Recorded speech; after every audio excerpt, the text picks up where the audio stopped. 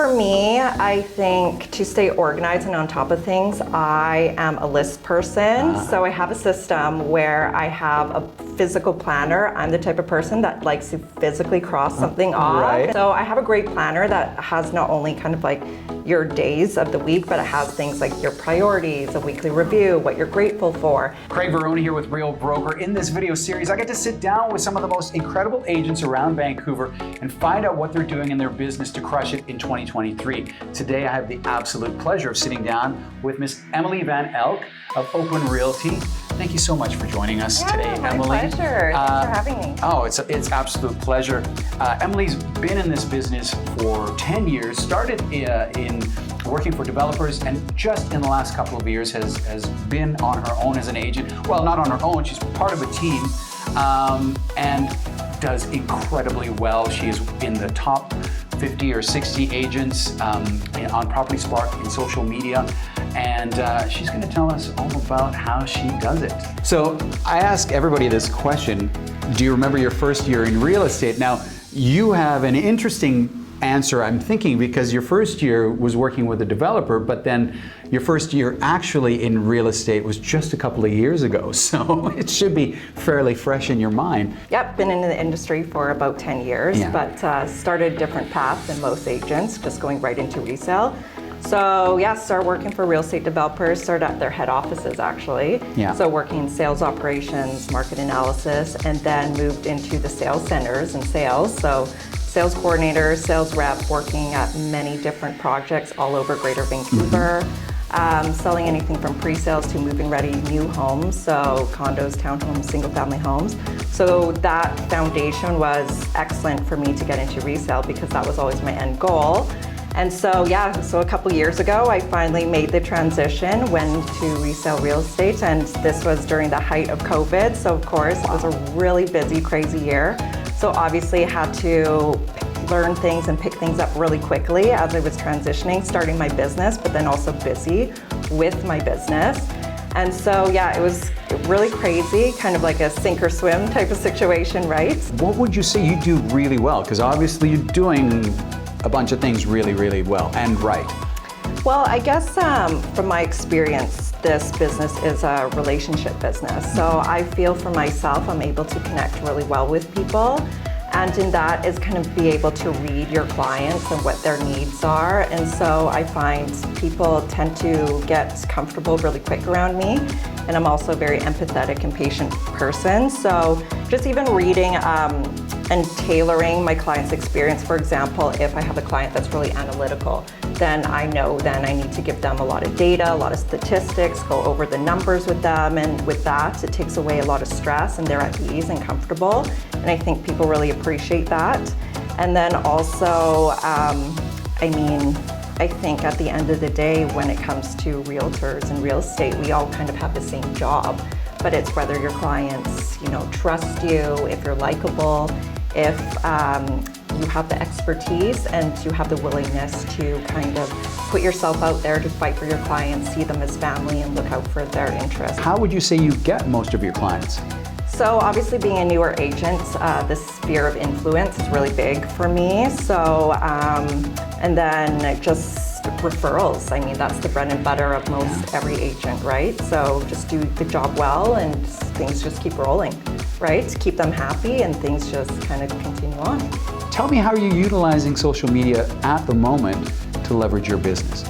Yeah, so right now I see social media as a tool to more or less get to know me, but also be a platform to create value for people who are following me. So that's whether it's informing people, educating people, inspiring people, just having posts that people are interested in, not just the sold or new listings or whatnot. And people like to know who the realtor is, right? They want to, that's how you build trust as well. So, so I just put that out there, and then I always encourage if anyone has any questions, feel free to get in touch with me at any time.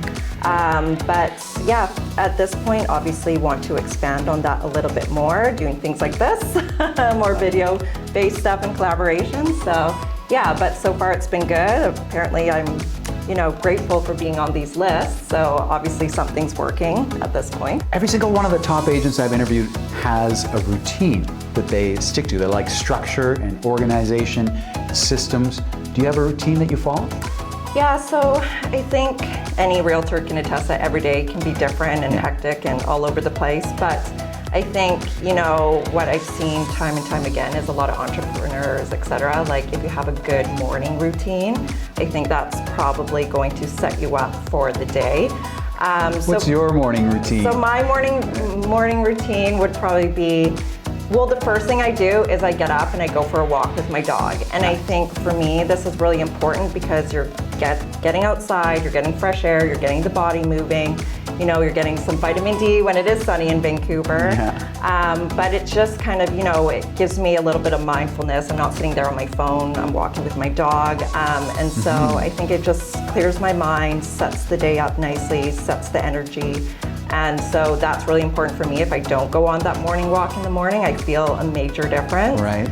So then from there, obviously having, a healthy breakfast, cup of coffee, and then plan out, organize my day, and just kind of hit the ground running from there. What would you say is the most powerful habit that you have that you employ on a daily basis in your business? So for me, I think to stay organized and on top of things, I am a list person. So I have a system where I have a physical planner. I'm the type of person that likes to physically cross something off instead of just, so I have a great planner that has not only kind of like your days of the week, but it has things like your priorities, a weekly review, what you're grateful for. And so then I just kind of lay that all out, and it just helps me prioritize things for the day. And so then I don't forget anything, or I just get the most important things done first. But then all my appointments, social engagements, et cetera, is on my Google Calendar.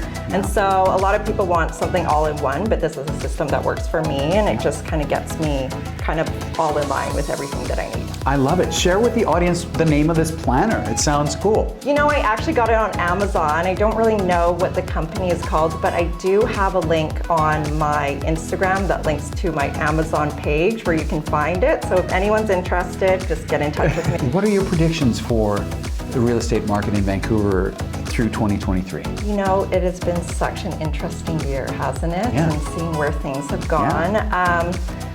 The biggest thing is kind of right now, especially in real estate, is the interest rate. So we see now that there is a conditional pause. So ever since February, things have picked up. So I think now that with the pause in the interest rates, I think that is going to create a little bit more confidence out in the market after everyone's just been sitting in fear for so long. And when there's fear in the market, people are complacent, they don't really make moves.